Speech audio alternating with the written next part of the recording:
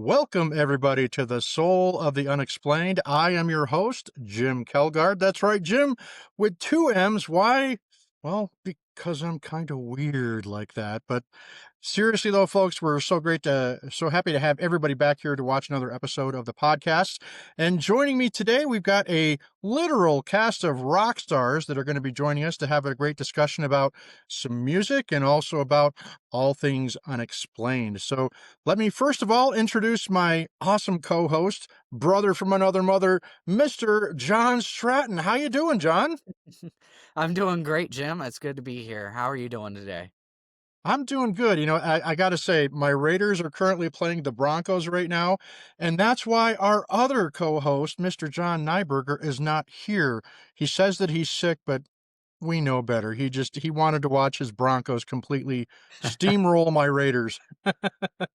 But then we also have, I got to give a big shout out to Mae, who hasn't joined us in a while, but we're always happy to see Mae. How are things in the great state of Texas? It's very Texasy here, as usual. It's warmer than everyone else, and that's usually the story. But otherwise, it's going pretty good. Right on. Always a pleasure to see you. And our special guest today, folks, is somebody who has played a huge role in influencing my own music. His music is something that I hold very dear and near to my heart, and he's written a couple songs that have quite literally saved my life on more than one occasion. And not only is he an amazing musician and songwriter and performer, but he's also truly a world-class painter and sculptor and just all things pertaining to the beauty of art. This is a man that's I just think so highly of, and it's been my absolute pleasure to be able to call him a friend as well as a colleague in the music industry. And so I would love to introduce this wonderful gentleman to all of you right now. Mr. Claude Strilio of the amazing American Synth-Pop and Electronic Pop act, Anything Box. Claude, how are you today? So great to see you. I'm doing good, Jim. Thank you so much for those nice words. I mean, wow, that's a lot. I feel special. Thank you. Thank you so much. After this podcast, everyone will think, that guy? The weird guy? We're But all weird in but our we'll own see. way. We celebrate weirdness on the Soul, the Unexplained, don't we, John? Absolutely. Right on. So, Claude, to kind of give our listeners a little bit of a background on your music. So, Anything Box. Now, first of all, let's backtrack a little bit before that. You were actually born in Argentina, if I'm not mistaken. Is that That is correct? correct. I was. I was born in Rosario, Argentina, and I just became a citizen this year. Isn't that wild? Like, it took me It's that long to awesome. become a citizen, but Congratulations. yes, I That We're is finally happy to did it. have amazing. you. Yeah. Yeah. We are very happy to have you as a citizen. Well, Yes. thank you. Yeah. But yeah, I was And born in Argentina and came over when I was 6. So, six. All right. And your family settled in New Jersey, if I'm not that mistaken. is correct. And as long as it wasn't Secaucus, and it wasn't Secaucus, right? So, but yeah, you formed Anything Box long about, was it what, maybe 1986 or sort of around You're that area? right on the spot. Yeah, 86 was official. Yeah, I mean, it's been a long ride. That's for sure. Definitely. And so, what would you say were some of your earliest music influences that made you decide that, hey, this music road is something I kind of want to explore a bit? What were the artists that really kind of got you going and influenced? I before I tell you that, because it's gonna be a strange answer, because as you get older, you reflect more on your past, right? You tend to reflect more on the things that were affecting you in the past. So I thought a lot about influences and whatnot and the answers that I used to give. And it's not that those answers weren't true. It's that now that I'm older and hopefully a tad hairline wiser, I realized that a lot of the influences came from sci-fi movies. So I think that before I was really into quote music, meaning, look, I can give you the influence right off the bat. Beatles, Pink Floyd, Kraftwerk, Joy Division, New Order, and you've got it. You've kind of got the gist of ABOX history if you want to talk artists, right? But Mhm. I was more enamored with the textures that I would hear in sci-fi movies. Mhm. Because during this, like the 60s to 70s period, you had some really amazing soundtrack work going on and sound design work going on in those movies. So a Yeah. lot of it used to be like, I wonder how they got that sound. Like, what the heck is that? Like the curiosity was always about how something was done. Mhm. And I think that became an influence onto itself. And then musically, yeah, the bands that shaped my musical world were people like the Beatles for songwriting.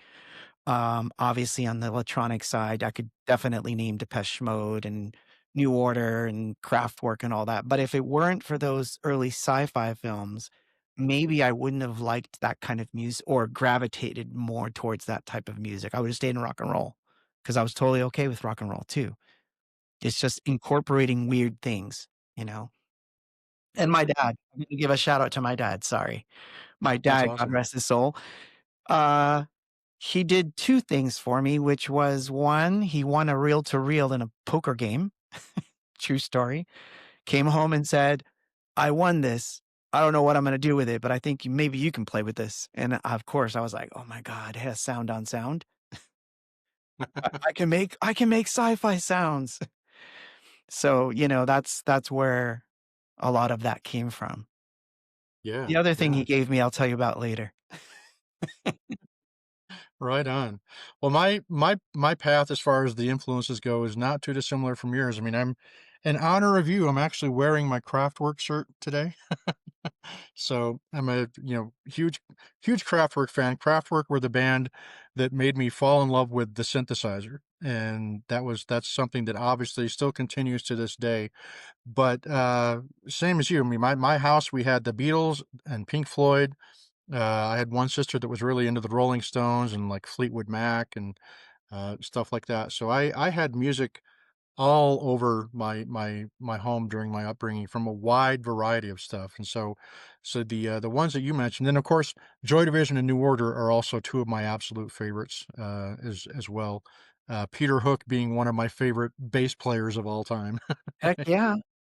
So, but that's awesome. So you get anything boxed together, and you kind of find yourself in this synth pop genre, which of course in the '80s the synthesizers were so ubiquitous on everything it seemed as far as music goes. And by the end of the 1980s, you had secured a recording deal with Epic Records, I believe, which of course was an offshoot of Sony, being the parent corporation. And in 1989, you had I think that's when "Living in Oblivion," which was your major club hit, came out. And then in 1990, the Peace album, which is of course to this day remains one of the most influential albums Thank you. in my music collection. And I spoke of your music saving my life on more than one occasion.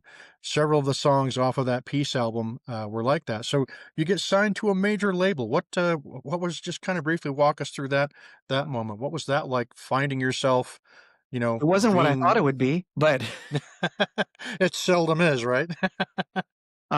still dealing with the aftermath of that one.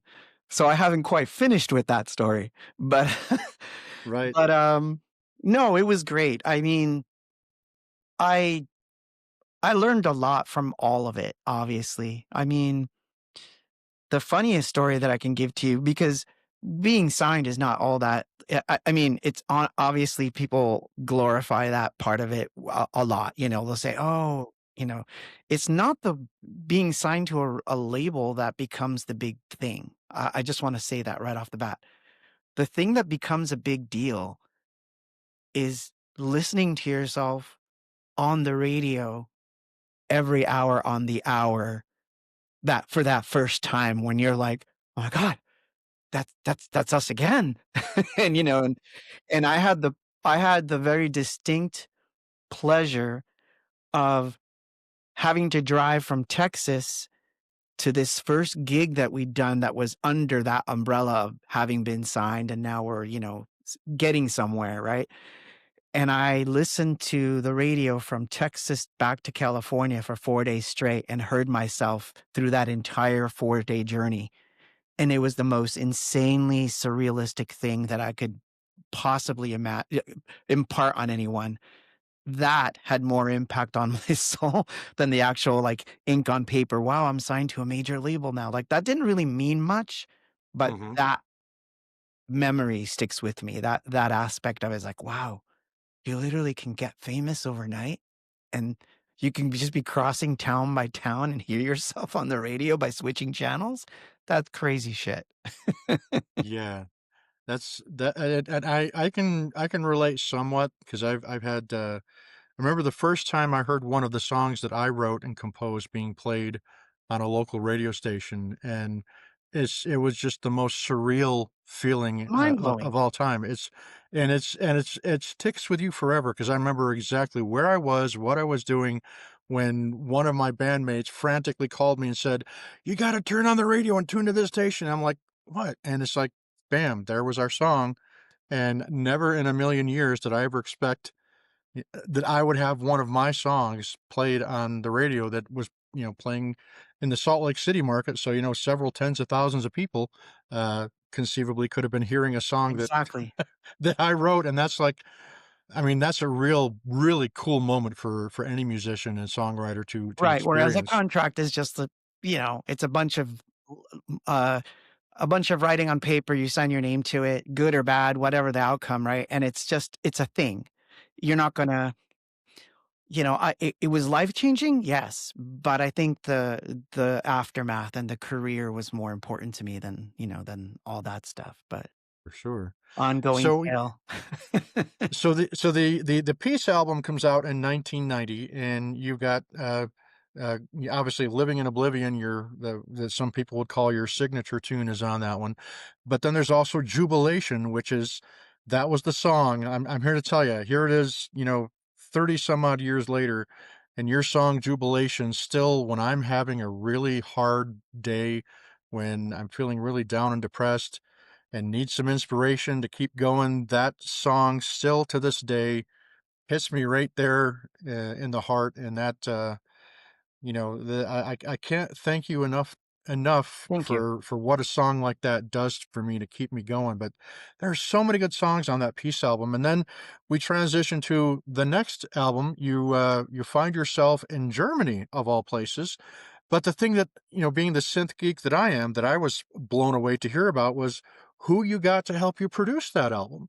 And the gentleman's name is Gareth Jones, and anybody that is a Depeche Mode fan or an Erasure fan, Gareth Jones produced some of the most significant and some of the greatest albums in the electronic pop and synth pop genre, and here he is producing the second album for Anything Box. How surreal, or was it surreal for you to be able to have somebody like Gareth there working with you in the studio to develop and record these songs for this next album? There's always, you know, there's always these. How should I put this? So there's always these things that happen to you in life, and I say in life because it happens in your career, but it happens in life too, where certain things happen that are terrible or that don't work the way they should work, and then something will come along to redeem everything and restructure your thoughts on it. Working with Gareth was sort of the way that I imagined working with producers was like. Because prior to Gareth, everything was like major label. This is how you're going to dress. This is how we want you to look. This is how we want you to act. Everything was like almost to the point of which, you talk about like global elites controlling society. Join the music industry and you get a small sliver of that in a different bubble. But it's literally soul molding. They want you to be this individual. This is how you're going to act. These are the things you're going to focus on. And on the production end of things, it affected a lot of the work. Um, so don't get me wrong. I don't want you to lose your perception of Peace, but the Peace album in many respects was a very painful one to make because it seemed to me that every time we went into the studio, it was like we were gearing up for a fight. Like it was like, put on your gloves, you know, put on the mouth guard because we're going to take kicks to the face today. And it's not the way you want to approach recording an album, right? Right. So working with Gareth was the polar opposite. I remember this vividly. He had heard one of the songs on the album and he was going through the list of all the songs of what he thought of them, or single potential or where he saw the songs, and he came across one and he's like, this one, honestly, I think it's perfect. I think we just need to get a good recording of it. I don't think we need to do anything to it. And that blew me away because prior That's to that, awesome. all I had known was everything has a flaw. Everything has to be changed because this is who I am and I'm going to change it. Or we're Sony. If we tell you to change that kick, you're going to change that kick. You know, Right. he was not like that. And it was very elucidating for me because I was like, oh, I'm not used to this. I expected him to impart a sound. I expected, oh, this is going to be, at least if someone's going to impart a sound on me, it's going to be of bands I really love. Mhm. And it was the polar opposite. It was like, let's find out what you're about. And, he took my fanboy questions seriously. Like, how did you guys do this? How did you guys do that? And he was like, oh, we did it like this. I'm like, can we try it? He goes, if you want to. He's like, but I think we should try our own stuff. And I was like, wow, this is great. We get to try stuff. So that was really awesome. Um, and another fond memory I have of him was him letting me into Neubauten's studio late at night so I could sample all their shit. Wow. And he was part of that. He was like, "You really want to go in there?" I'm like, "Yeah, I want to go in there and sample some percussion. Don't tell him." And Yeah. so I went in, and Neubauten was recording an album at that time. So that's already a crazy thing, right? To be next Mhm. to, greatness on the other side. And so yeah, I went in there and I sampled stuff, and he was okay with it. He was okay with me trying different microphones. He was okay with like he reshaped my thoughts about production and pretty much affirmed. He's like, "You'll be able to do this yourself." He goes, "I think by the time we're done with this record, you'll be able to do your own record." And I used a lot of the lessons I learned from him to put into our third album.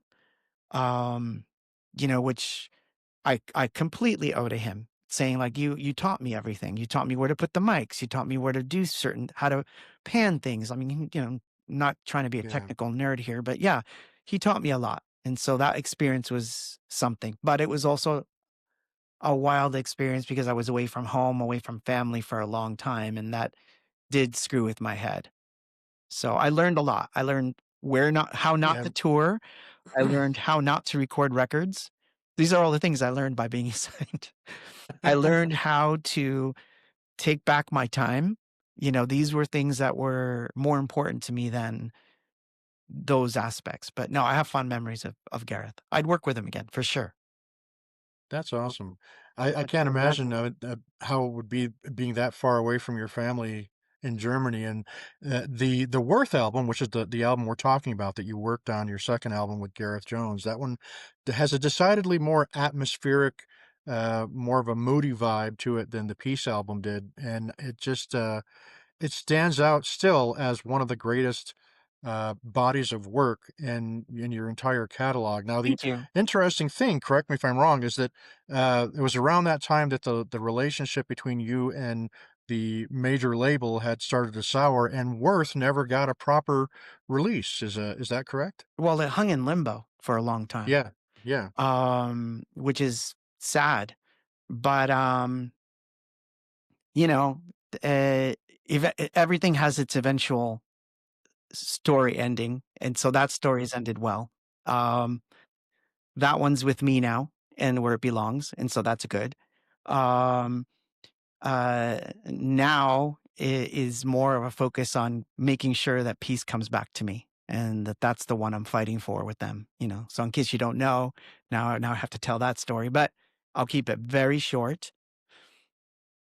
I am involved in a situation, legal wise, with Sony over Peace specifically. And because the 35-year reversion period came up, and I took it, and they're Mhm. not happy about it, but it's mine. The Library of Congress already says it's mine, so now it's up to the judge to decide whether it's mine. But pretty much that's where we're at. So if all goes well, soon my entire catalog will be under my control, which is it's in a better spot with me than anyone else, I'd argue, right? Right. Right. So, May, let me ask you a question. You're a big Anything Box fan like myself. What was it like, and how did you discover the music of Anything Box? And what are some of the standout things, album-wise or song-wise, that really kind of drew you into Anything Box and still keep you there?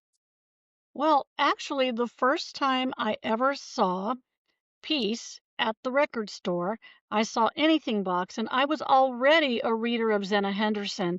So I saw that title and I said, Anything Box, really?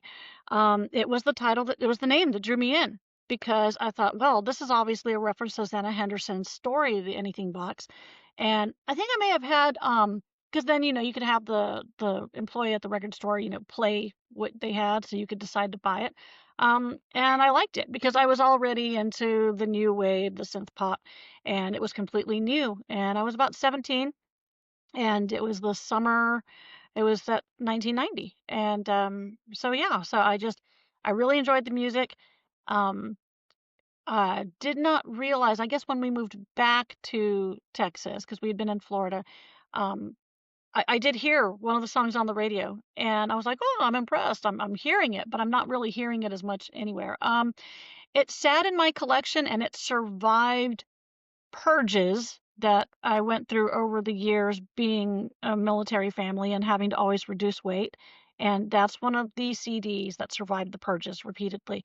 I actually lost track of the band, and it was honestly right at the beginning of the pandemic when I was going back through, listening to music, listening to old music, getting nostalgic, discovering, oh my gosh, there's this whole body of work that these people have been doing, or this guy. And when I was forced to get on Twitter because that's the way the schools were communicating during the shutdowns, Claude was one of the first people I followed because I'd been, looking at Spotify, clicked the link, but I saw the amazing artwork he was doing and the work he was doing with Flex Seal and the printmaking. And that's how we connected. We connected because I'm like, oh my gosh, I love this artwork. I love texture. I love what you're doing here. And that's how we connected again. That's how I Thank reconnected you. with his music. We finally met in the first show after the pandemic up in Denver in the summer of 2022. Or 2020, yeah. See, it goes by so fast. And so I would never say you guys probably know my favorite band, overall desert island band, is Crowded House. But I think my Spotify Wrapped this year proved that apparently I'm one of his biggest Thank you. fans. Number 25 globally. So when you said Roger's his biggest fan, I want to see if he can top that. So, but it's been a lot of Gosh, the thank you. right. It's kind of Am I crazy, turning red? right? But it's I think it's because a lot of while Peace is nostalgic, I think it's his other things like the diary work, like distances. Those are the ones, the more recent works of his solo stuff that has really resonated with me. And that apparently I like a lot, especially since Distances is now on Spotify again. Because on Bandcamp, we've said before, we know Spotify is crap, but it's easier to listen to music on the road on some of these streaming apps rather than It's a Bandcamp. global radio station. Let's face it. Yeah, Yeah. and Yeah. it's Yeah. easier. So yeah, I do discover a lot of people that way. But yeah, so I think that, and of course, Claude is one of my dearest friends now. So I think in that in that connection, we connected as artist peers. And then from that, I've grown to love his music even more, and it's more significant for me. That's awesome, and both of you are two of my absolute favorite human beings on the Oh, planet, thank you. so it's just Oh, it's just you're one of awesome my favorite. to be connected with both of you.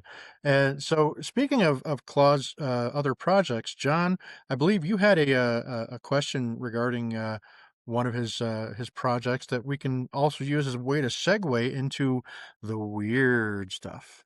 Well, I actually had like a couple questions in the music stuff, so I don't want to just bombard, but I do have a couple now that my microphone's finally working again. Um, so I noticed that within just your not only your genre, but within the global music sphere, you managed to breach into that top 100, and then within your genre in that top 10. What was that moment when what was that like seeing that you hit the top 10 charts? You know, it's funny because I don't think about it much. I mean, I'm proud of it. Because I don't want to sound ungrateful. I am very proud that that happened. And that opens doors. That's an absolute truth. But it was always more about where do we go from here? Like, because I mean, look, I'm gonna like reveal like this is the soul of the unexplained. So this is something you would never hear me say in another interview. So, um, my whole thing was if I can generate enough momentum with music and art to kind of be mobile, I can go visit the pyramids. I can go to weird places and try to find things. I can I can explore areas that are, sort of closed to the normal person with a job because, it becomes difficult. So, I always had that in my head, that I will get to explore and see certain things that indeed most people won't get to if I get to a certain level. And you know what's funny? I never got to the number one spot. I never got on Billboard past, I think it was 50 or whatever it was for the first song or whatever. But look, in 2006 ish, I managed to go to Machu Picchu. Like I managed to walk the mountain. And yes, I can tell you that years later, while being on Machu Picchu and standing there like this, I said to myself, damn it, songs made this happen. you It's know? amazing. And that's what it's worth because in the end, those are the things you're going to take with you, like those are the things that have some impact. And, and there's a lot there. And it's a good segue into what's coming because I can tell you that music is not just something I do to quote write songs and create songs. I love that. But I also study frequencies. I also with this incredible gear that I have, I've been able to play around with generation of frequencies and see how frequencies affect, you know, the human psyche. I study this stuff. So for me, it's fun on so many different levels. And so when music can transport me into different realms, oh my God, who needs drugs? Like, I mean, I've got this. Because this is something else that I'd like to add to that. I heard someone else say this the other day, and I was like, "Oh my God, you are so right." It was an independent musician. Um, a lot of people will see the end result, meaning, I'm done with an album, I put it out, a person buys it, and they get to enjoy it. The part that they don't have a real part in is what led me to write those things, like the process points that happen in between. And it could be the sound design, it could be the hours you spent on trying to get some weird texture that does this in your head. These are the experiences I'm having with the music before anyone ever gets to it. So they're getting the end result, the from where it began to where it ends. That is the crazy stuff. I mean, I wish I could bottle and I think that would sell more than the actual material.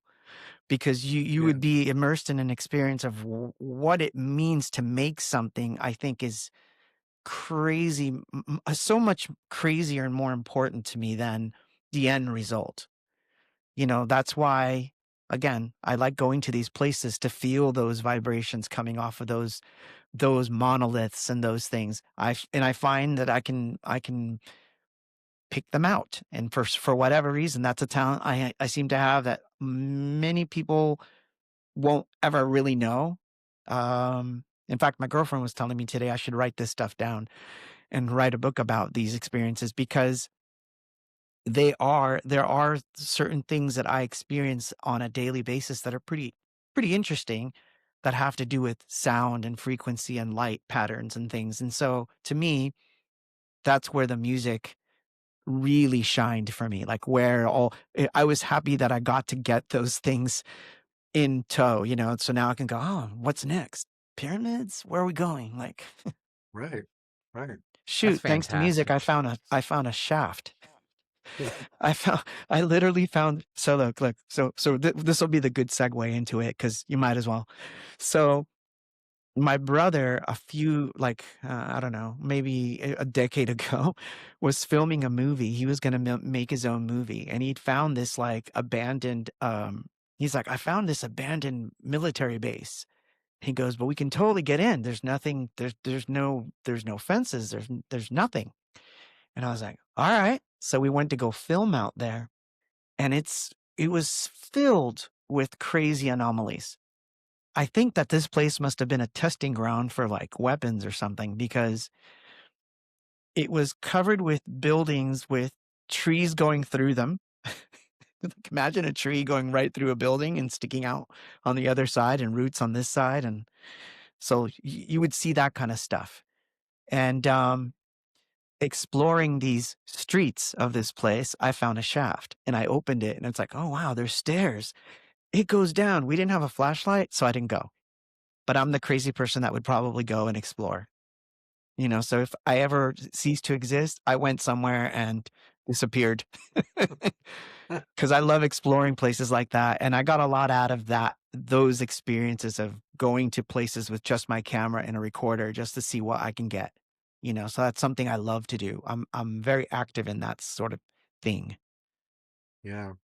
So That's awesome. Well, I it's probably interesting. didn't answer John's question.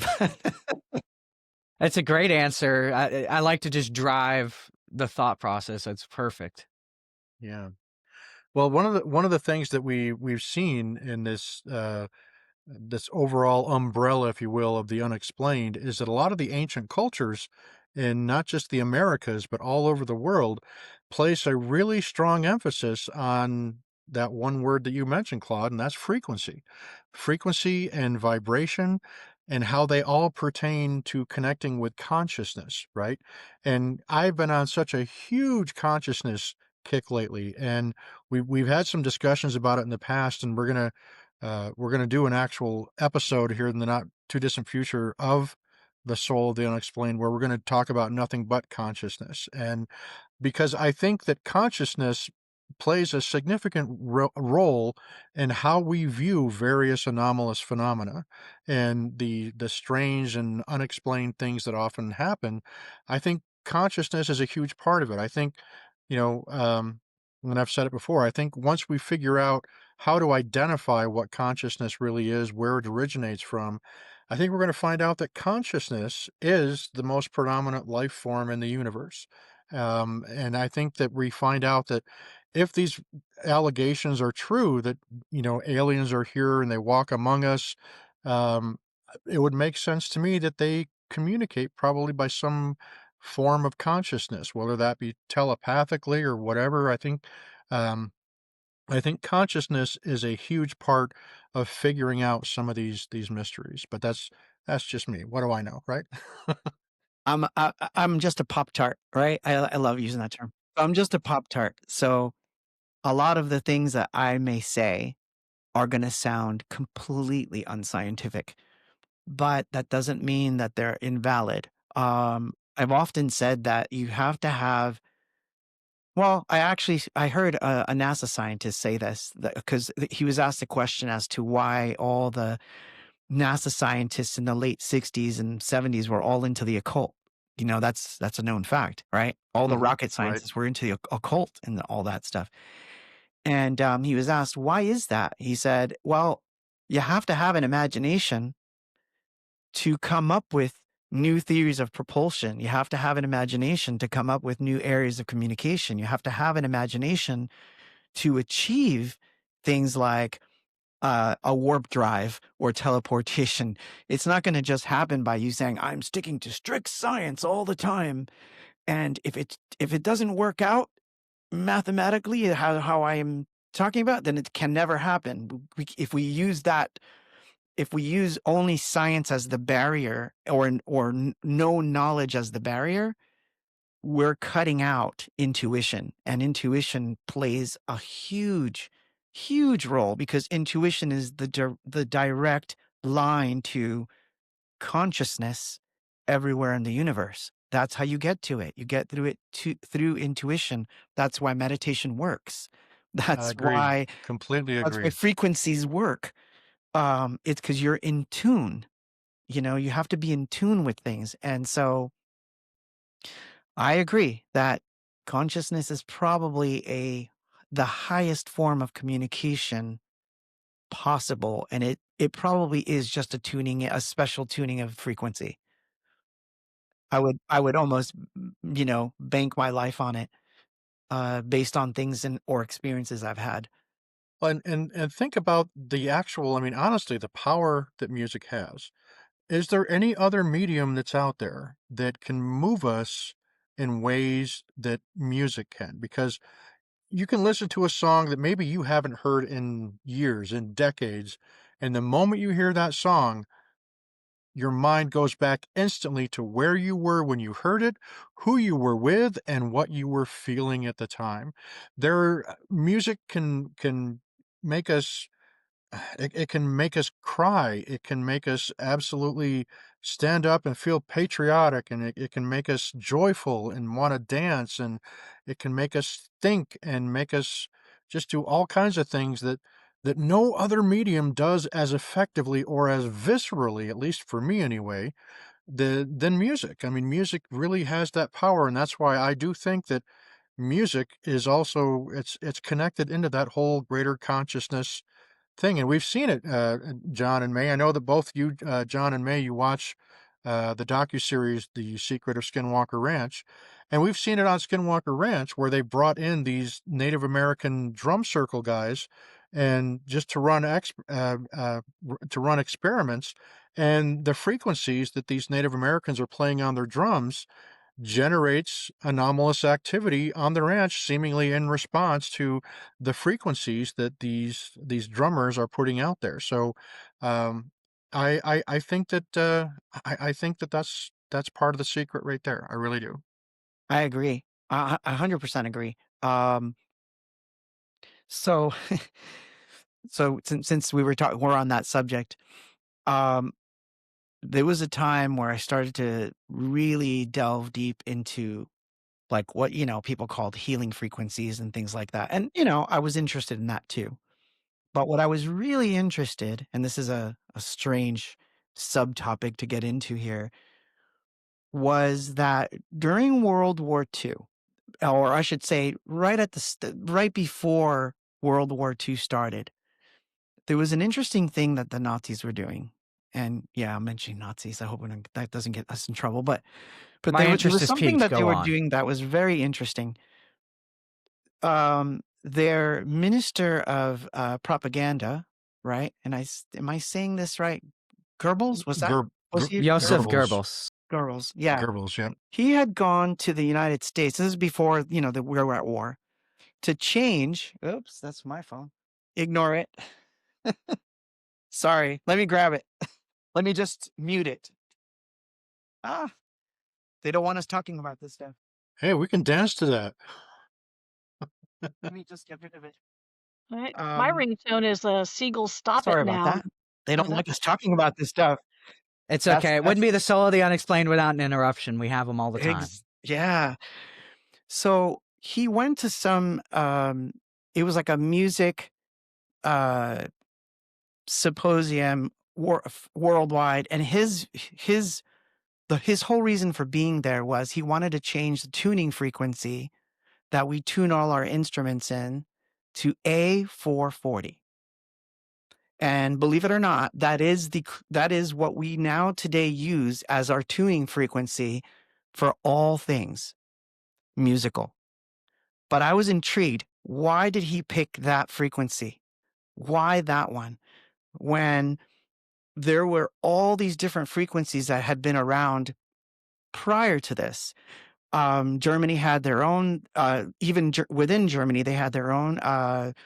Beethoven used 444. You know, there were composers working in the United States using 432. And so, so I get so the common view is that he was just trying to unify one tuning frequency so that instrument manufacturing could be made easier, so that piano tuning could be made easier. But I always wondered why that frequency. And so I started to do what I call funny math. Funny math is when you, what some people call like, what's the word for it? See, I can't even say it. It's when you take all the numbers and you reduce them to their base numbers. So 440 basically reduces to 8, which basically in esoteric terms means infinity. Could be anything. So I found out that if you doubled those or you divided them or multiplied them, the pattern was erratic. It would never cycle back. So the frequency pattern of A40 is technically non-linear. It has no real pattern. So it creates chaos. Now, why would someone want that? And I found out, through my own weird experiments that I was doing with frequencies, that for A440 was probably chosen for that very reason. You could control populace if everything is always in chaos. You cannot control populace if everything is in harmony. And so, I know, Jim, you have things like WaveLab or, whatever. Generate yourself a, 440 tone, listen to it for 5 seconds or 10 seconds, and then generate a tone 444 and see the difference between the two, just to see what happens. I'll And if definitely do. and it's really interesting. So if you divide 444, I'm using that one as an example. There are others, but 444 is one of my favorites. So, but if you take 444 and you divide it, you multiply it, you can go forever and you reduce those numbers. There's a very simple pattern that emerges: 3, 6, 9, over and over and over. 3, Wow. 6, 9. No matter what you do with the math, it always ends up at that number, one of those three. And what did Tesla say? Those who understand the numbers 3, 6, 9 understand the universe. Fascinating. Holy cow. So, Mind blown. I was thinking the same words. so so if you do the math, if you actually try this math out, which is really stupid, simple math, you will find the actual pattern and you'll see it. And so what's weird is that even the computer will show you the pattern. If you take a waveform at 444 and you actually zoom in on it, you see pyramid-like shapes forming. And obviously, I know that the audio people will say, well, hey, if you generate a triangle wave, you're going to generate pyramids. But pyramids appear even in sine waves. So you could do a sine wave, which technically should have curves, but when you zoom in on it, they turn into pyramids. But it only happens on those number sets. It does not happen on 4. Does it do that on Sawtooth as well, or just? Well, Sawtooth will, by its nature, will generate a 3D looking pyramid right when you zoom in. So you have to use. I like using shapes that are normally not used, because those would reveal if there's a pattern or if it's just your computer, doing like, oh, triangle? Yeah, that's going to be this. But like I said, a sine wave is supposed to be a rounded thing. Right. Yeah. It looks like that on those patterns, but until you zoom in. Once you zoom in, pyramids. You start to see pyramids or, um, forget what the term for this is. Sorry, memory. It'll come to me. But yeah, so I was experimenting with these. And then I was experimenting with taking the numbers and dividing them. So 440, I would divide that by 2, you get 220, right? And then I would keep going down. And I'll tell you, you can try it yourself. Once you get into the 80s, and I think it's like 88 hertz or something like that, you get what I call the terror sound, where I played a sine wave generating one of those tones. And a friend of mine who walked in to the studio, he said, My God, turn that off, turn that off. And I was like, what happened? He's like, I had this feeling that a lion was going to just come out and just eat me. He's like, I literally felt terror. He goes, and I've never felt anything like that in my life from a tone.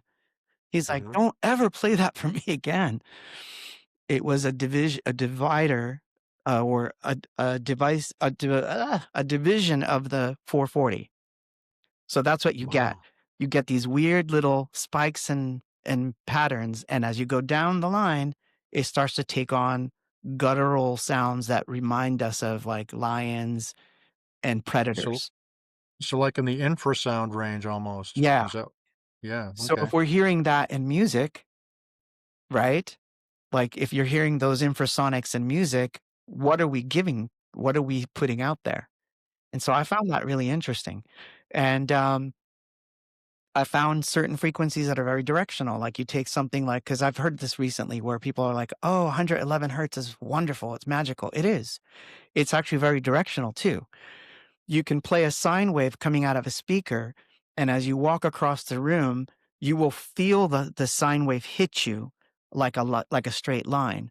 Whereas if you play something like 222 or 122, something that doesn't add up to that 369 frequency. It seems to be kind of all around you, but you have to kind of think about where to localize it, whereas you don't feel it like Right. hit you. So if things can hit you or go through you, then we better make sure we're listening to the right stuff, so to speak. So that's one aspect that got me interested in all this stuff. And the other was that I felt that that was a good way to communicate with things that could be out there, would be to send pulse waves that were, long traveling waveforms, not like in the lower register, which they travel a lot further, as you know. Yeah. Infra subsonic frequencies travel a lot longer distances. So I would try sending, I would like, someday maybe I'll have a transmitter. I could send out pulses, get us invaded. I'll be the guy responsible. I'm You're the one kidding. that invites them. Great. Thanks, Claude.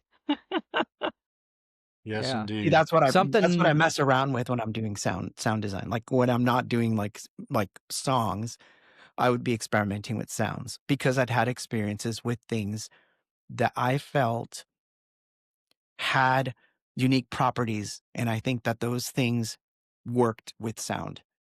Well, I guess that would be a question, with that then, and Johnny, before I get there, did you have a follow-up on that, or Yeah. So something I would find, you may find interesting, going back to the consciousness of the music aspect that we were just talking about is, you know, when I've only recently been introduced to your music, of course, and unfortunately, I generally don't personally enjoy a lot of synth and computer music very much, just with my hearing, because my hearing's not the best. I tend to not listen to a lot of that. But when I listened to the Oblivion, Into the Oblivion, that type of stuff, your several of your albums, I found like I just felt like I was sitting in an '80s movie. That was the whole feeling I had as I listened to your music. Is I felt like I was in the '80s, mind you.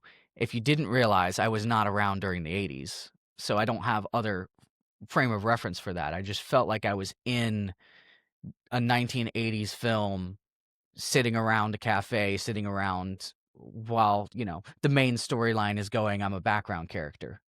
It's awesome. So yes, I'm almost there. I'm trying to build a time machine out of it. Yeah. So I guess the question I would have, Claus, is as you've been running these sound design experiments with the various frequencies, have you experienced anything anomalous manifest in any way, shape, or form? Like maybe not necessarily something that maybe you've seen, but has there like been, have you felt like anything in the room, like anything that you've reached out to, as it were, that maybe popped in to say hello or check out what all the fuss was about? Any instances of that? I'd love to say yes, and that would be like the most awesome answer and story if I could tell you yes, that's happened. No, not yet. However, I do remember this, and I talked about this on the last stream, and I may as well, let's break bread on this one.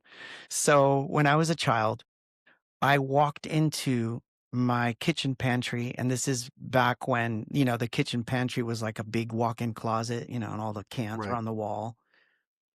And I just remember getting up out of bed, walking to the pantry, and as I opened the pantry, I saw something beaming out. And it was literally like a Star Trek film where you see the person, the shimmery beaming out because they're teleporting out. That's exactly what it looked like. Literally like TV noise in the shape of some sort of small individual beaming out. And I remember hearing a distinct sound like a low frequency hum. And the weird part of that story, because the story itself is weird, I know, but the strangest thing is that I felt no no compunction of fear. There was no, I didn't attribute anything to it other than, as if somehow I'd seen that before, is the best guess I can give you, or that I was in shock, or I was half asleep and like that didn't just happen. That's the only thing I can rationalize, because every time I try to remember it, I cannot remember anything other than I walked back to my bed, got back in bed, went to sleep, and end of story. But I saw it. And I think that since we were talking about art and music and all that, those a lot of my early work, by the way, doesn't exist anymore, which is really weird. I've tried to find it, I can't. All my work prior to the 1980s was very sci-fi. I was drawing spaceships. I was drawing things beaming in, beams coming down on a house, a ship flying over something. Like I used to draw those things because I had experienced things like this. And I literally thought, well, I might as well draw this stuff since I experienced some of this stuff. I may as well draw it. So it's funny that none of that exists today. Like I've never found like where that stuff went. Um, so yeah, basically I remember the sound was a hum. And I remember thinking, sound, like sound is going to become important. Um, so where do we go from here? Right. Well, No, that's go I ahead, can Johnny. ask a frequency question aspect. What we were just talking about. As everybody at home listening would know, we're big into the secret of Skinwalker Ranch, and one of the frequencies involved with the studies out there on the ranch has been 1.6 gigahertz. Is that a frequency you've messed with, and have you noticed anything weird about that frequency? not mess with that frequency because I can't generate it. I think that our software is limited to hertz and kilohertz, which is more in the audible range. Because I would think gigahertz. So this shows my ignorance here, but gigahertz is higher, right? So it's constantly going higher. So we're going way beyond human hearing. So I would say that it is probable that we would have some sort of contact or some sort of interaction at those frequencies, but I've not used those because I've used things that are in the audible range. Because I've been trying to use. It's like I said, we were studying certain ones. Like I'll give you an example. Once I was studying these, I was with a friend once, and we're like, I wonder what 10 kilohertz does. And think about 10 kilohertz, Jim, as like we think of that as like hi hats a little bit brighter or something Right. brighter. Exactly. Yep. But that's not what happens if you do 10 kilohertz as a sine wave and you play it off a phone. That is not what occurs. What Probably drives dogs crazy, among it other starts things. to make animals pretty upset, and people start getting Yeah. irritable. Like you could actually Yeah. watch people start getting to start getting testy on each other, and that's just a Well, little my tone. my music does that at any level. My Yeah. music has that effect on people. So And see, with me having hearing aids, when frequencies like that are played, I can feel them, and my hearing aids will actually start to act like there's some kind of interference going on and get hazy or muffled, things like that.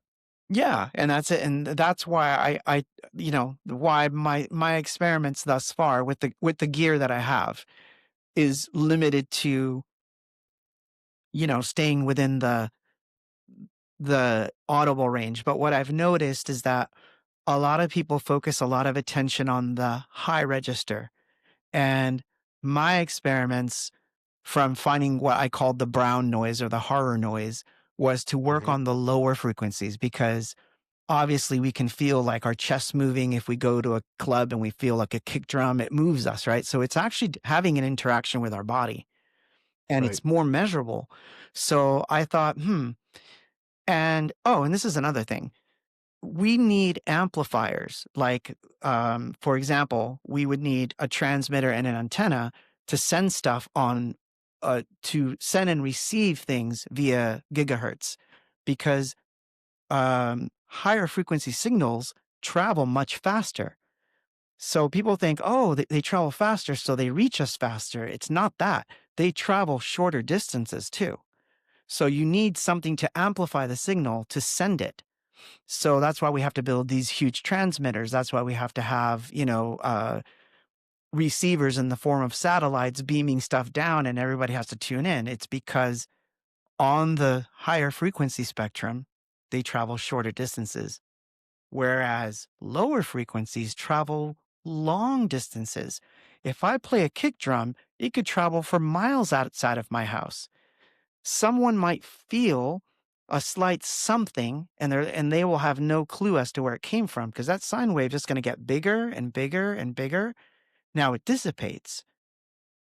But if we could build a transmitter that could successfully send a long range infra signal, I think we might see, I don't know, that's just my opinion, but I think we might see contact a little bit faster than on the higher frequency spectrum. So that's what I try. That's I, what I was experimenting with. I agree. I agree. And to finish that point, if you look at cymatics, what call cymatics, you can put a plate on a speaker with high frequencies, you can generate patterns. Now, people have said with lower frequencies, you don't really see patterns. And what they don't understand is it's because the pattern is like maybe a mile long. Like the actual shape that it's making is not just encompassing this small plate that you vibrated, it's encompassing the entire room. So you're seeing one little line of a gigantic pattern. Because it's a wave file that's very huge.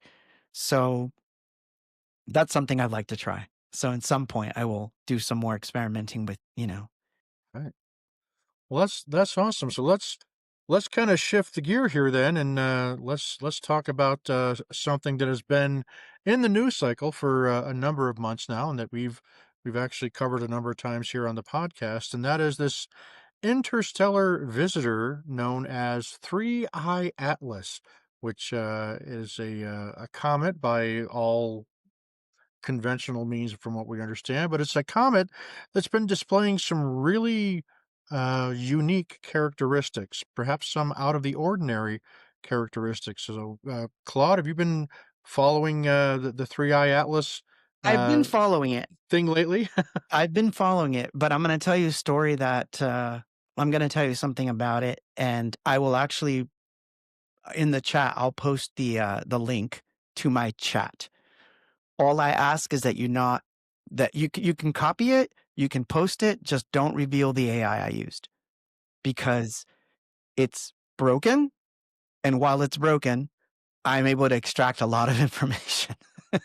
So I don't want that. I don't want it out what I've been using, but I will explain it this way. You can go to any AI you want and ask if AI Atlas is artificial, and it will say no. It will say that it's not artificial. It'll give you all the reasons that NASA gives you that AI Atlas is just very anomalous. And yes, while it's true that trajectory, color, nickel count, all these things that we've been hearing about, these anomalies, they're all explainable. Or if they're not explainable, and this is the one I find funny, if they're not explainable, it's a natural process we just haven't uncovered yet. That's like us seeing a duck walking across the street wearing pants and saying, that's just a species of duck we've never seen before, but it's not a duck wearing pants. I guarantee you he's not wearing pants. And meanwhile, the duck is zipping his pants, peeing into the lake. You know what I mean? So, How did you know what I saw last summer? so, so there. Yeah, where are you hanging out, Claude? Right? I want to go there. I don't know. Everyone wants to see a duck with pants, but my point is they're dancing around the subject so much that they're really fumbling a lot over themselves over this. But what I find interesting is that it goes into the realm of AI. AI is supposed to be very, to the point, I'll give you the exact formula if you need it, blah, blah, blah, blah. It's this, it's this. No, AI will tell you that it's a natural object with a high level of anomalies, but it'll still refer to it as a natural object. And I had a funny experience working with AI where this particular AI goes into what I call beast mode. And beast mode is this weird mode where it decides it will follow my instructions to the letter and it will not deviate from my instructions. And so I will read to you the first thing that I told it to do, if I may. Did I lose Yeah, you? go for it. You can We're still here. see me, right? Yep, you can Yep, still hear you're you. still So here. for some See, reason, you're still there. So what I asked when I found out it was in beast mode was, in a numbered order, give me all the anomalies of 3i Atlas from when first discovered to present day. It thought about it for a while, and our first conversation yielded 24 distinct anomalies. And now that's great, right? That's fine. Sorry, I don't know what it's doing here. What are you doing? Oh, there we go. So it gave me the anomalies, and they're all the ones that you already know.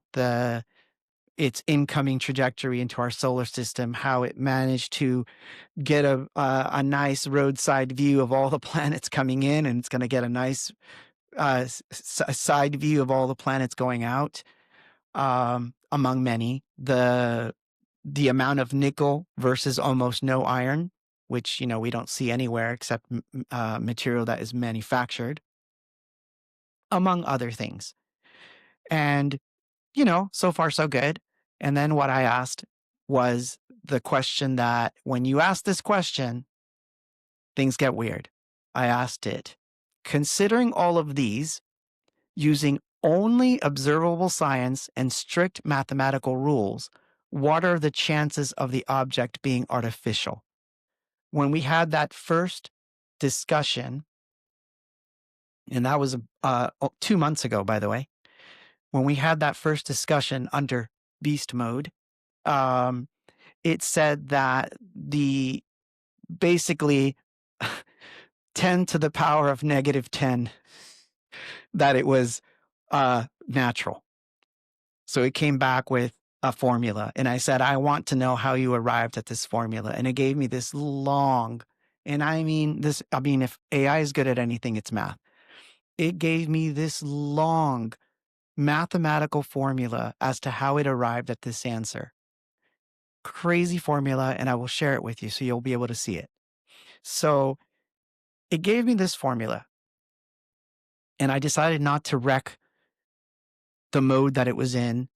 So while I was tempted to really get into a topic with it, and we did get a little bit into it, and I'll get into that too, I tried to steer away from, the normal AI conversations that follow, which is like, what do you think it is? What do you think it is? And, it wants to take you in a direction. And, I bit a little bit. But the bottom line is, at that time, there were 24 anomalies. And this was months ago. Where we are now, which I did a final run through today of the same mathematical formulas, we are currently at 55 anomalies that it has found. And Wow. those 55, just so that you know, they have very little to do with just because I have no ill will towards Avi Loeb. I love Avi Loeb. So if he's listening, hey, I'm not knocking you. But it's obvious that if you quote Avi Loeb, you're already in you're one of those like conspiracy people and you think it's a spaceship, right? So most of these anomalies are not actually attributed to Avi Loeb. They're attributed to the anomalies as they're being discovered, and also based on photographic data that's been released. And we're talking about bad photographic data that's been released. We haven't even gotten good ones yet. So the score as it is now is 65 to the negative power of 165 that it's a natural object. And the score for artificial is 100% based on AI as of this very moment. And so we started to then get into the conversation of what we think it is. And so I've got some takes on it. I don't think there's little Sure. green men on board. I will honestly say I don't think it's some frozen, lizard dudes in there like waiting to be like unfrozen so they could come down here and kill everybody. I don't think it has anything to do with that. Lizard people. Lizard, Lizard people. it's the lizard people. No. Not that doesn't mean I don't believe in lizard people, but I'm just saying I don't think it's lizard people. But what I think it is I think it's a probe that is very much similar to what we would send out that, millions and millions of years from now, one of our Voyager probes are going to circle around some planet and somebody's going to be debating what it is. And unless our own probe is sending out data and still just collecting it, they would realize, oh, somebody sent this millions and millions of years ago. Some crazy human people, Mhm.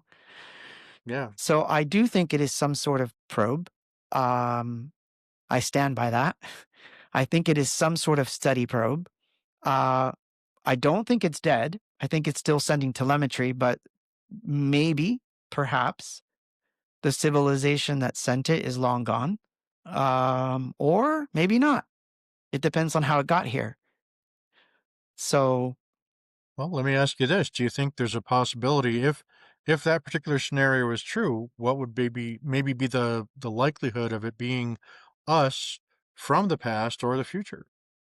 it's an interesting one. I mean, I thought about that too. Like, could we have sent something from the future and then send it here, and for what purpose? Yeah, extra temporal or Mhm. intertemporal, I guess is the term. Yeah. Yeah, I had this conversation with my sister, of all people, a couple days ago, and we were discussing it for like a minute or two. And what I came up with at that moment was, if it was us from the future, it's not here to study anything. It's here to prevent something or change something. So her viewpoint was that, well, maybe this activity with the sun was caused by 3I Atlas. This recent activity that we're having. And I was like, well, maybe it's the opposite. Maybe if it's from the future, maybe it came to stop or alter the sun activity, or we would all been fried by now. Right. Maybe there's a pole shift, and the only way to avert this pole shift is to do some sun, for lack of a better word, sun fuckery, and it had to perform I like that term. yeah, it had to perform some sort of sunfuckery. That's something that Caleb would say, Johnny. Maybe it had to do this. Caleb says many things. He's a genius. So, so maybe it's something that is causing a reaction to avoid something, and then it's going to be gone. And before we can detect what it is or be able to properly tell what it is, because I got a feeling I know what NASA's going to do. Can I predict it? Yeah, go for it. If it turns out that the math leans towards artificial so much that they can't avoid it, they're going to have to say something about it. So they're going to say, oh, it's way past Jupiter now. And gosh darn it, it did look artificial, but dead. Darn it, we'll never be able to see it again. Wow, we'll have to do better next time, folks. I mean, we're at the age of disclosure, right? It's like you just saw the Disclosure movie, folks. They're here, they're everywhere, and what do you know? We just saw something old and ancient just fly by, and there's your proof, and it's gone, and I'm sorry. I guess we're never gonna know now. I mean, Yeah. it's the perfect excuse, and they get to save face and say, yeah, we screwed up. The photos, man, look, we found this one, looks really good. Yeah, it does look artificial, but it's too late. It's gone. We can't study it. What do you know? Oh, can we Yeah. send, what are we going to do? We're not going to send probes to it. We're not going to catch it. We're not going to send telemetry to it. They're too scared to do that because if they sent telemetry to it, if it is, quote, unfriendly, and it didn't get here from billions of miles away, but wormhole traveling, which is a completely different realm of travel. Can I demonstrate that? But you know the thought, right? Right. You've Yes, been in absolutely. space, and so then you just travel from one point to another, which is a lot shorter than doing this, right? Well, that's actually one of the scenarios that we watched unfold in The Secret of Skinwalker Ranch is they've got they've captured data on multiple sensor platforms that indicate that there is that could possibly explain where some of these anomalies are coming from. Then there's a lot of detail that shows that there really truly may be something to these science fiction claims of being able to travel vast distances, in through time and space by way of something we would call a wormhole, the Einstein-Rosen bridge, as they always Absolutely. referred to it as. So I think for me that's always made sense to me. And Johnny and May, I don't know what your thoughts are on it, but I would think that a lot of the people that tend to poo-poo on the idea of, in non-human intelligence, non-Earth-based intelligence coming here would have to arrive here the same conventional way that we have to with our 20th and 21st century technology by way of some kind of, rocket propulsion or something like that. When in fact, I would think it would make sense that if we had these advanced intelligences, they'd figure out a way to get here a lot faster, a lot more efficiently, if not instantaneously, by way of these, theoretical, traversable wormholes that we've seen in things like Star Trek and Star Wars. I think Yeah. I think that they've already proven that it's possible, but what they don't know is how they can do it because it would be such an unstable amount of energy that they wouldn't be able to stay around for long. But here's the thing.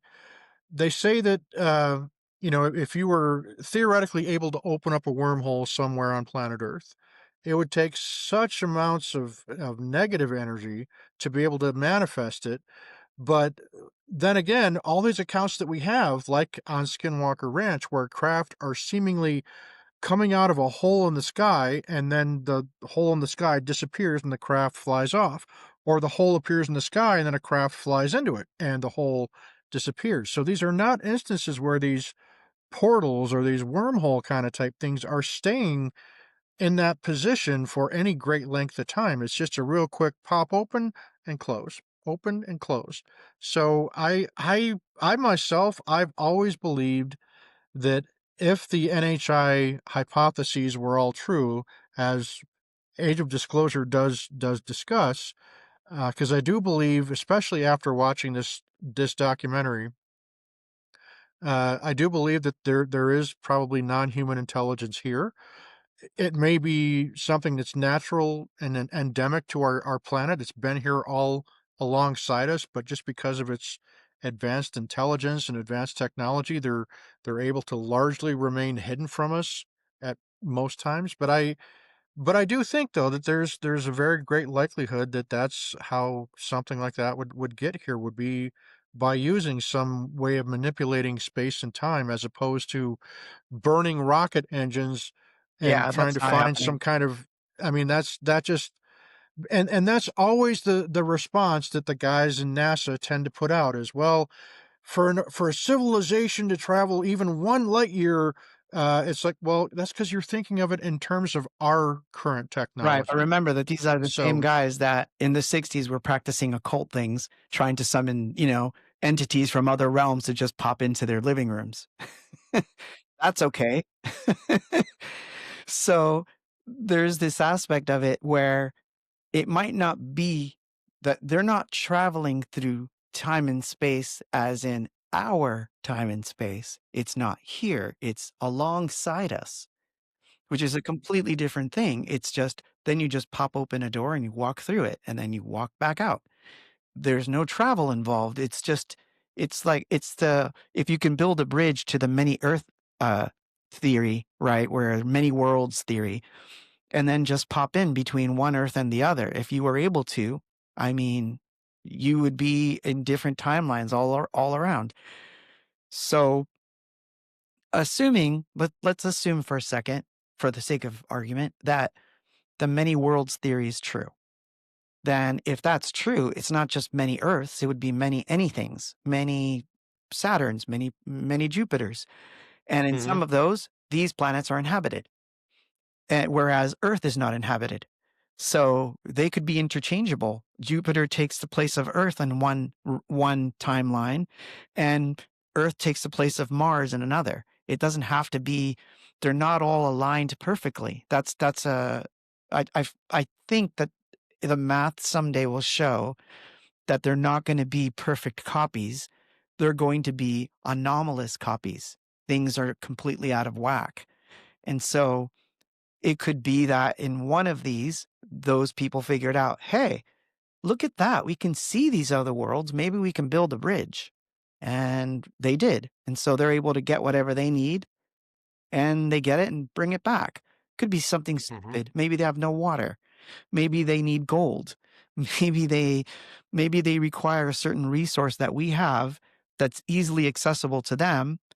And so all they have to do is open up a hole, grab what they need and go. Hopefully it's not food. You know, right? but but maybe it's something they need. Or it could just be scientific study because that's the other side of it. If it's really an advanced something that is studying us, what reason would they have to reveal themselves to us? It would be like us trying to tell the ants, "Look, I'm studying you here with this hour." Like we wouldn't. We would just do whatever we're doing. You occasionally come back to the ant hole, take a few ants, put them here, see how they react, put them back. We wouldn't be personalized. We wouldn't be having personalized relationships with these ants. We would be doing pretty much scientific work. So if it is that advanced, like why would they even need to contact us in any way? I don't think that that's what it is, mind you, but I feel that there would be some obvious reasons for them not to contact us, or simply we're not ready. I mean, it could be part of some galactic circle that basically convenes and says, they're on the verge of another war. They're not ready. you know, maybe it's Yeah. that. I'm like, they're still killing off each other. Maybe it's not worthy yet. Maybe we shouldn't give them this stuff. What would they do with this stuff? You know, Yeah. Yeah, well, one of the, interesting things that I 'cause I've said it before 2017, I was so not at all a UFO guy. My general view has been I've always believed that there is intelligent life elsewhere in the universe, but did I ever believe that that intelligence, whatever form it may take, has ever made its way to Earth or is currently on Earth? Prior to then, my answer was probably not. I don't think that they probably would because I adhered to those more conventional viewpoints of, the immense amount of time it would take for a civilization somewhere else in the galaxy or the universe to get here, just like it would take us forever and a day and a lifetime to get to wherever they are. So, but once that article came out in the New York Times where the Pentagon admitted that, yes, UAPs, which is what they're calling them now instead of UFOs, but UAPs are real. And oh, by the way, we have in fact been investigating them. And here's this organization within the Department of Defense that has been given the responsibility of investigating these things, even though, despite the fact, we, the United States government, have never have maintained the position that since Project Blue Book was shut down in 1969. We haven't had any active interest in UFOs. There was, nothing to see here. Go on with your life. Well, when that news came out in that New York Times article where the Pentagon admitted, yes, they're real, and not only that, here's 3 videos of 3 unexplained anomalous craft, and to this day, they haven't been successfully debunked by conventional and prosaic means. And now, what we're seeing happening in this Age of Disclosure film is such a great example of it, is that we're now starting to see people inside the government, some of whom did have the top secret clearances, where they were either themselves firsthand working in some of these alleged programs, or they were overseers of the programs, or they, in the case of David Grush, who testified before Congress a couple years ago, I saw. claiming that yes, these crash retrieval programs are real, and not only have we recovered craft that's of non-human origin, but naturally we've also recovered occupants of these craft that are also non-human in origin. And so since that watershed moment when David Grush and Ryan Graves and David Fravor took the stand in front of Congress and under oath told their experiences and what they had, it kind of opened up a whole new world for me to where it's like, wow, okay, these guys are under oath, so if they're lying about it, they are going to jail for the rest of their life. They are, the ramifications of them lying under oath is huge. And now we have other people that have come forward that have just as much authority. In fact, in the cases of John's dad, Jay, he was the director of the Pentagon's UAP task force, and in this film, this Age of Disclosure film, he's come out and he said that he has seen with his own eyes non-human craft and non-human beings. That's And crazy. That's and insane. and when somebody as sobering as Jay Stratton, who to this day is the single most legit person that I've seen out there that's in this crazy field, when he comes forward and makes an assertion like that, you pretty dang well better pay attention because he doesn't say these things lightly.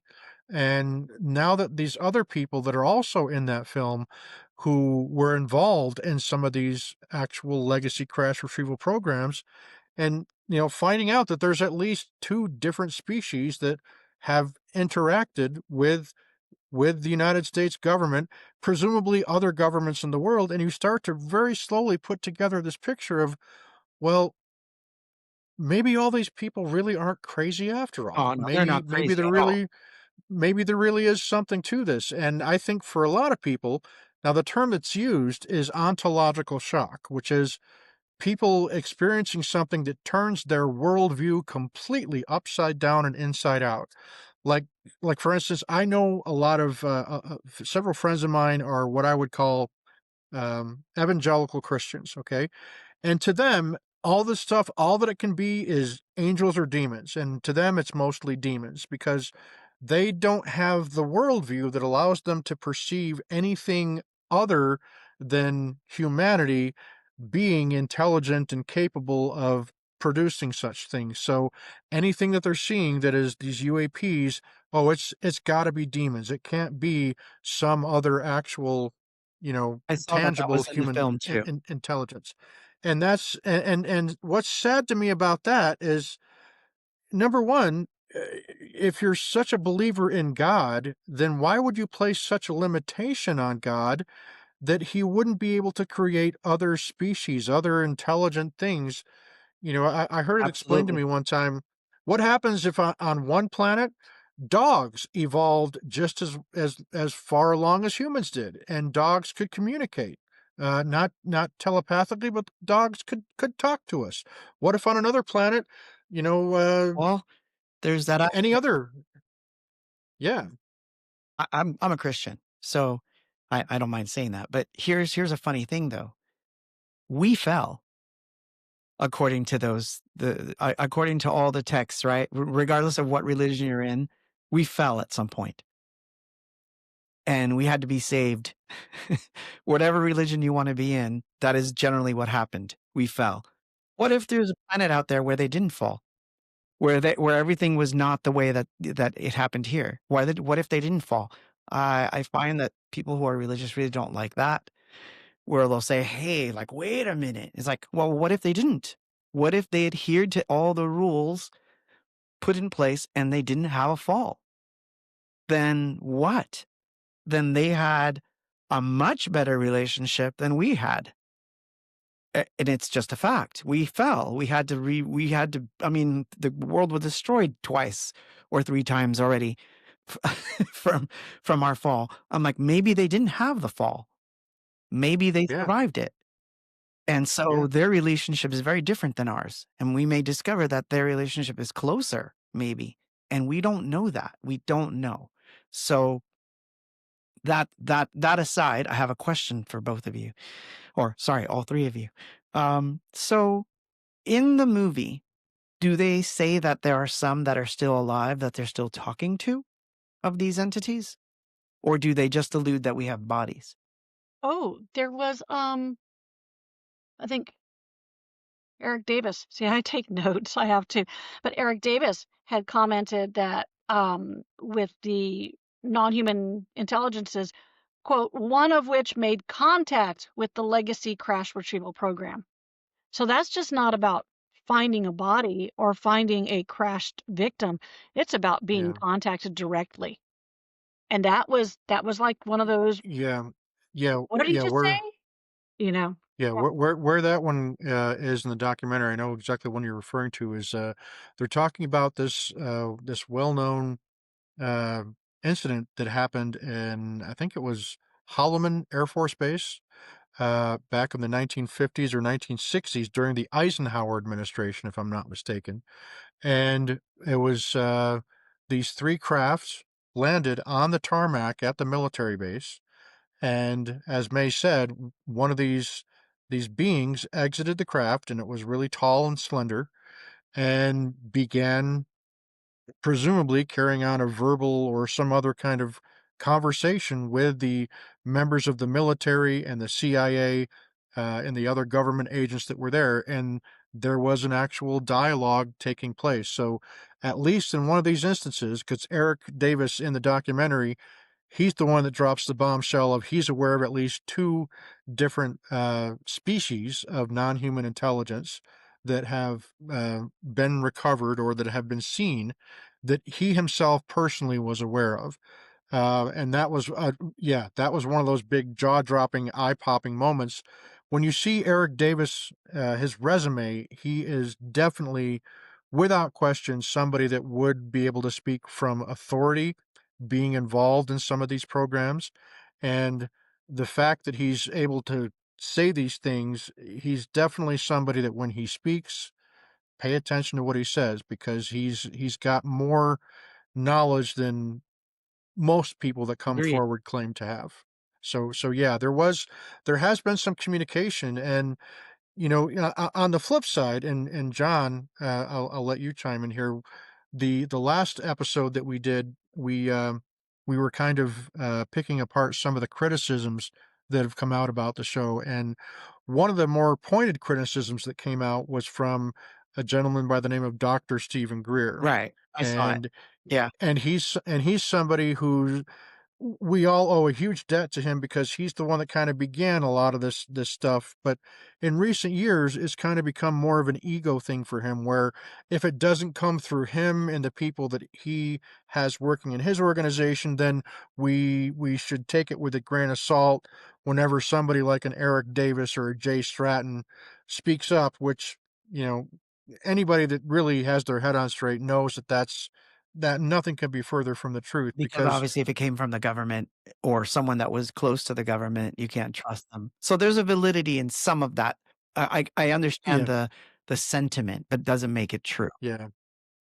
Yes, and he accuses guys like Eric Davis and Lou Elizondo and Hal Puthoff and Jay Stratton of conducting a psyop on the American people. And without realizing it, he's it's actually what he's doing himself Yeah. by trying to muddy the water and saying, well, hey, if I'm the one who knows the truth, and these people, they've all got nefarious reasons why they're doing this. They want you to think that we're going to be having an alien invasion, and Gotta so be able to turn the they're trying truth to, over to other people to that, especially if they're yeah, more, if they have more, what's the word? The more stake in the game, right? You have to be like, maybe we should have a talk. Like right, he should have been on with them to talk about the stuff they saw rather than come out automatically, you know, boxing gloves on. So I have a story. I've got a yeah, story for go you that is kind of crazy, which is why I asked you that sure. question. So, We like crazy stories. Go so ahead. I had a friend who was very young who used to go out with us, and he helped us. He would tour with us and help, and he wound up joining the Air Force.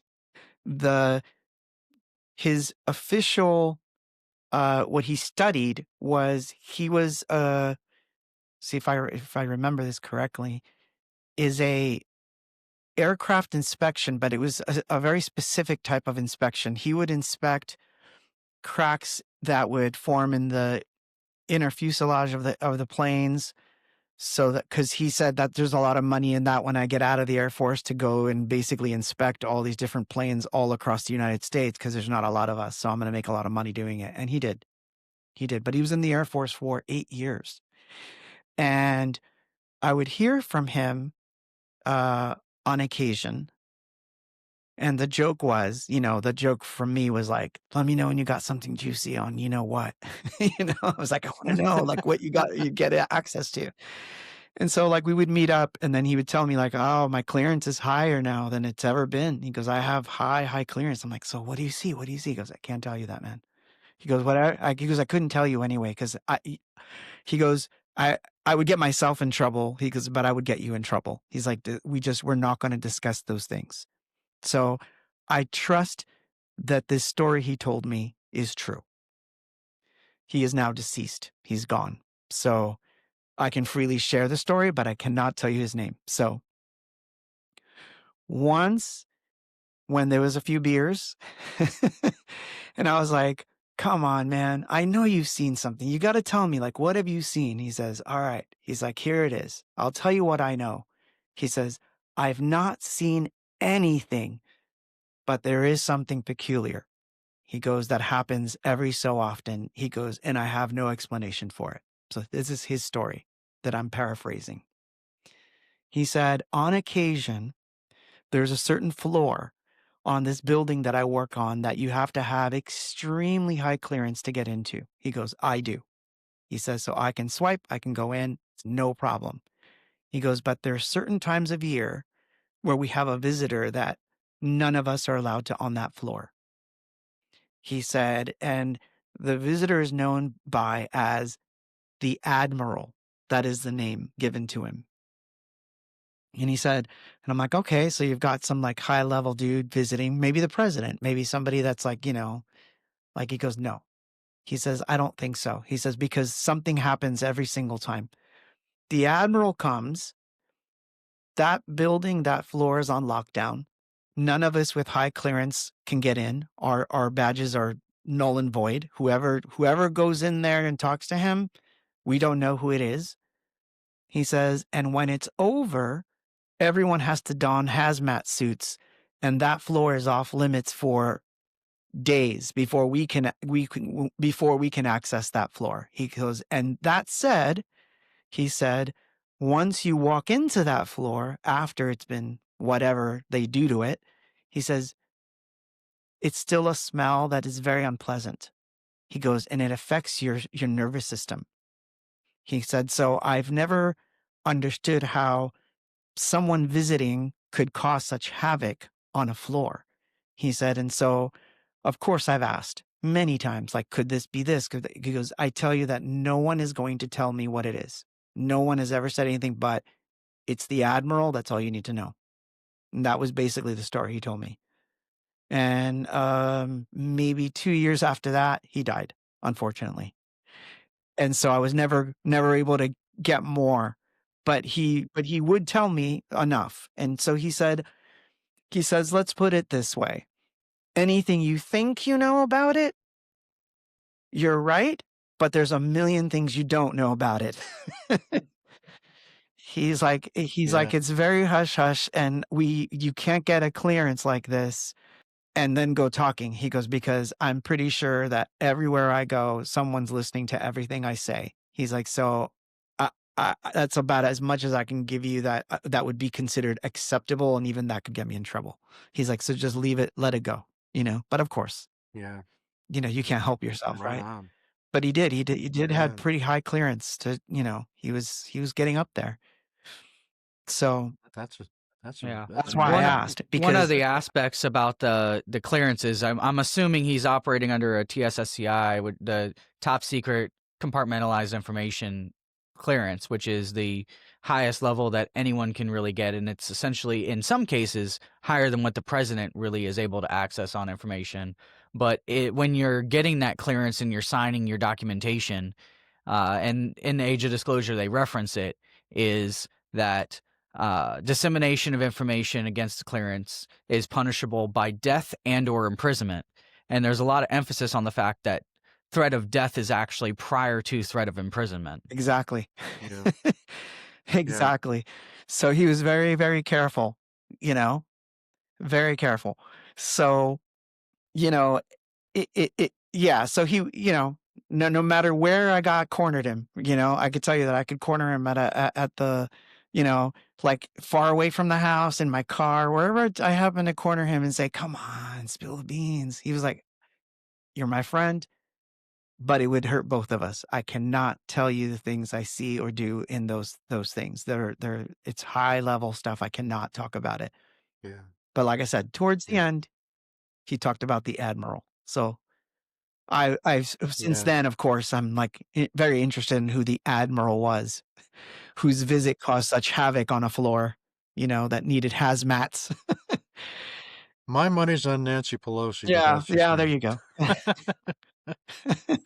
I can neither confirm nor deny that I've known people to confirm that she is a bit of a hazmat situation. Yeah. Yes, indeed. Yeah, so it's right. There's that aspect, So I would be curious. That's why I was curious about that. I was wondering if when we get that conversation, because I think that the public's going to be very open to the idea. I think that public generally now is sort of, I hate to use this term, but I feel like the public in general are very apathetic. It's going to be like this. Gen Z is going to be like, oh, cool, rad. Do they make music? Are they producers? Right? Yeah. The evangelical, hardcore Christians are going to be like, oh my God, it's demons, right? They're going to do that, but they're going to be out-scienced, because I got a feeling that Vatican people and that type's going to be like, we knew it all along. We warned you. So, I mean, they have, right? So regardless of what you think of the Vatican, but they have. So they're going to do it. The other faiths are going to be like, whatever. Mormons are going to be like, we've known this for a long time. What can we learn? So I think that the public is sort of ready for that discussion of, okay, it's real. Where do we go from there? I agree. I think that the public is ready to know, at the very least, that we're not alone.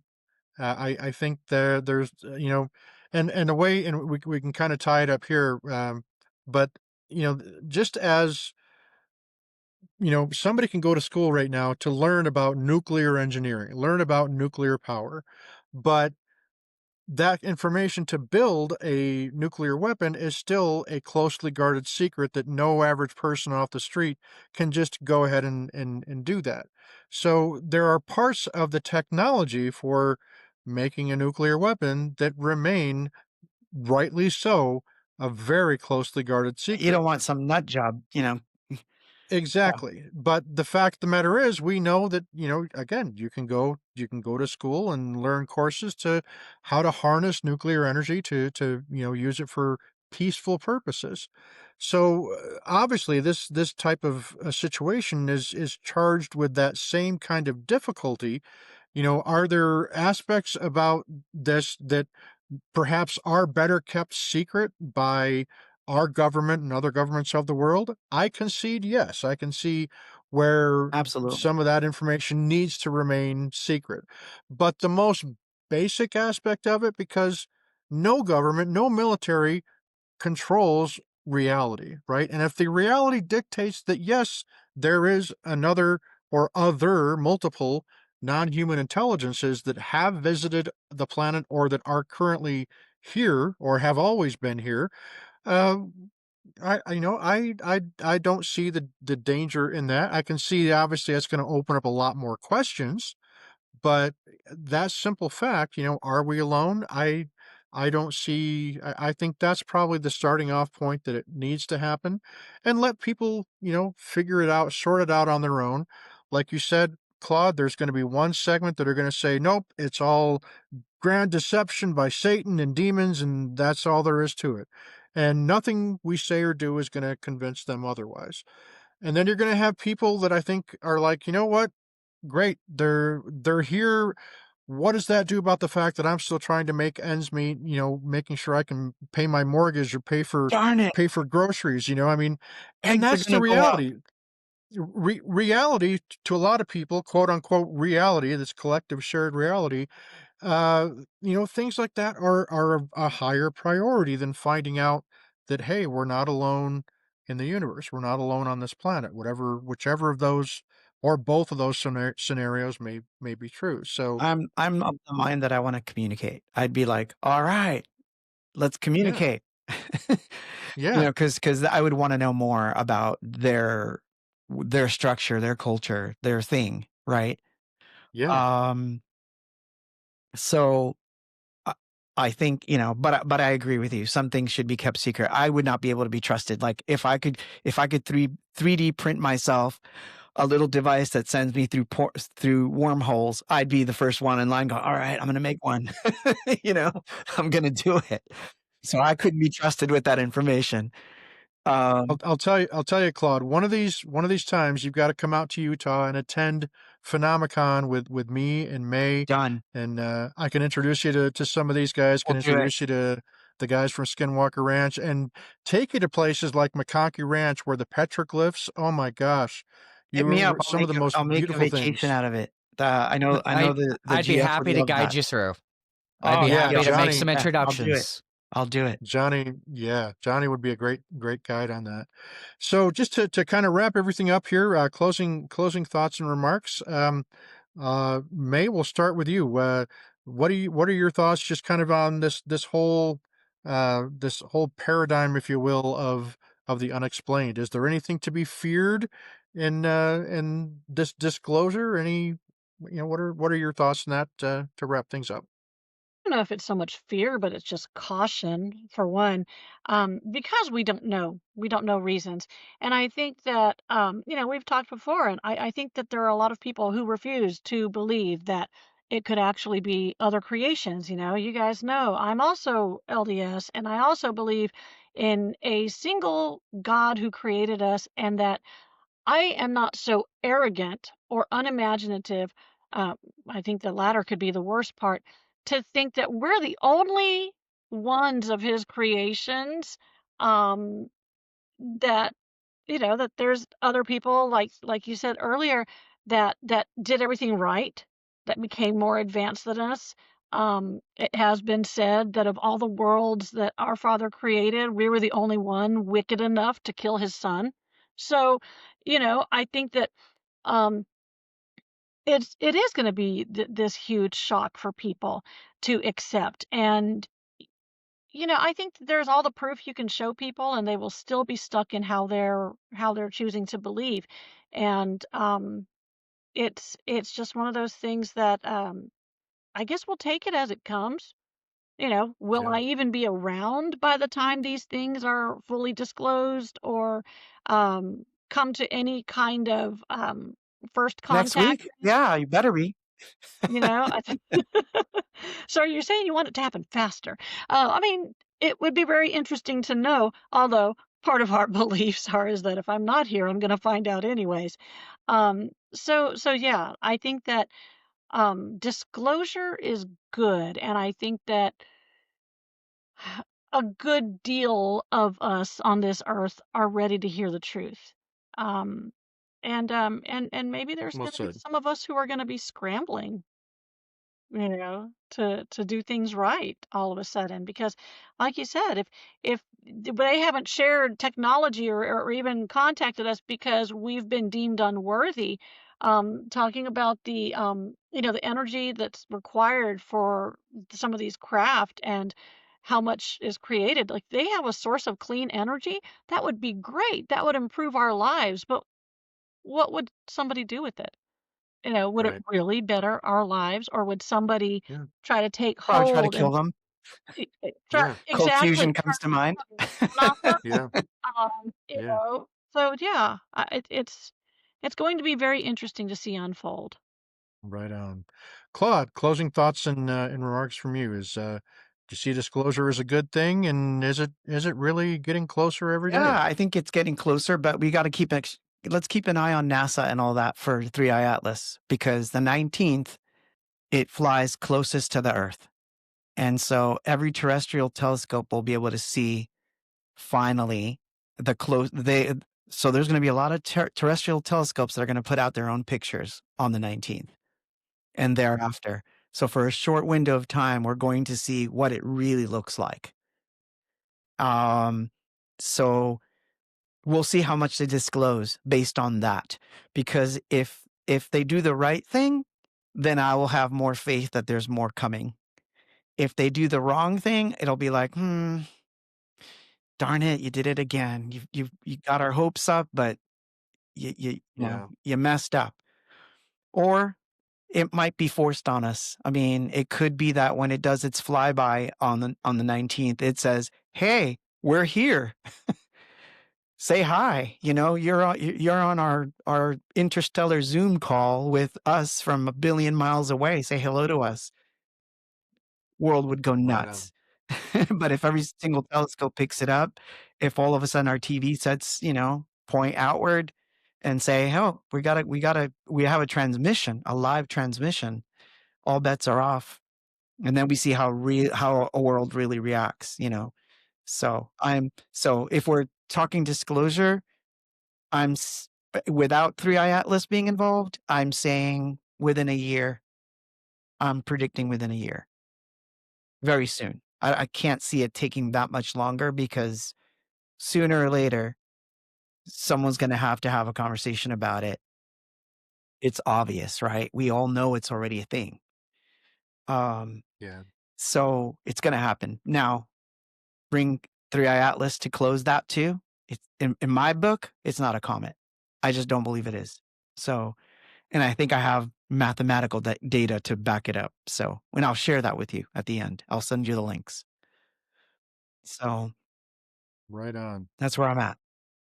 And where can people discover your music, Claude? I know your Bandcamp page But is yeah, anything box. anything anythingbox.bandcamp.com, is Yeah. that right?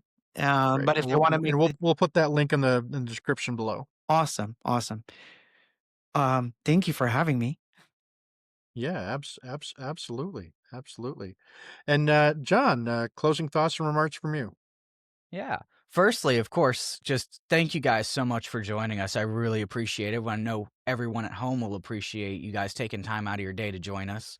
Um, you know, I obviously am quite well known to be in favor of disclosure. The last name kind of tells a little bit of a hint sometimes. Yes. Um, So, truly, I hope and I believe that not only the American people, but the people of Earth, we're entering the age of disclosure, and that we're going to be seeing further news as we go on and get more information out there, get more acceptance of the topic. That's really what I got. I wish I had more for you guys today. I normally have, this vast expansion of information I like to garbage out at the end. But for the folks at home, thank you for watching us today. Please remember to like and subscribe, and I'll hand you back over to Jim to get us going. Right on. Thank you so much, Johnny. So, yes, first of all, first and foremost, Claude, thank you so much for giving so freely of your You're time this Sunday so afternoon. welcome. So Always a welcome. Always a pleasure to see you, my friend, and it has been my absolute privilege and pleasure to have known you and gotten to know you for these last 30 some odd years. You're still one of my biggest musical influences, and folks, I cannot say enough good things about the music of Anything Box. Check out his Peace album, Worth, and Hope as well, and has a new album that came out last year called Other Verses. That's just phenomenal. In fact, it was my pick for album of the year for 2024. And just Claude does play a lot of shows around the United States. He's played a couple shows recently in Texas. You got any shows coming up in the near future? 2026 is still being worked on, so I'm just happy to have Okay, some time off. But yeah, but it'll right, happen. 2026, right on. absolutely. So I've got to put the plug in. You've got to come to Utah, man. I know, I know. For uh, more I, reasons, I it's a mystical place. I know it. I'd be willing to bring Eminent Soul out of retirement just to open for you. Sounds like a plan. But truly though, and May, thank you to you as well for joining us here, and we'd love to have you back sometime, Claude, and we'll see where this Three Eye Atlas mystery goes, and we'll be eagerly awaiting to see what happens on the 19th. But absolutely, surely appreciate all of you here Thank you. joining us today. And as Johnny said, folks, feel free to hit that subscribe button if you haven't yet. Give us a like because we like likes, and let us know what you think. If you're an Anything Box fan, please tell us in the comments below. And, if you haven't checked out his music, again, I invite you to do so, uh, especially that Peace album and Worth those are two of my all-time favorites. But Claude has so many great albums and Thank you. releases to choose from. And so with that, folks, as I say always, love one another, take care of one another, be nice to bunnies, never let a drum machine, vocoder, or synthesizer go unwanted or unloved. Send them to Adopt one me. today. Send it to Claude. And again, we send our best wishes to both John Nyberger and Roger Stokes, our other co-hosts that couldn't join us today, and hope they start feeling well very soon. But that's all we got for today, folks, and we will see you here next time on The Soul of the Unexplained. See ya. Thank you.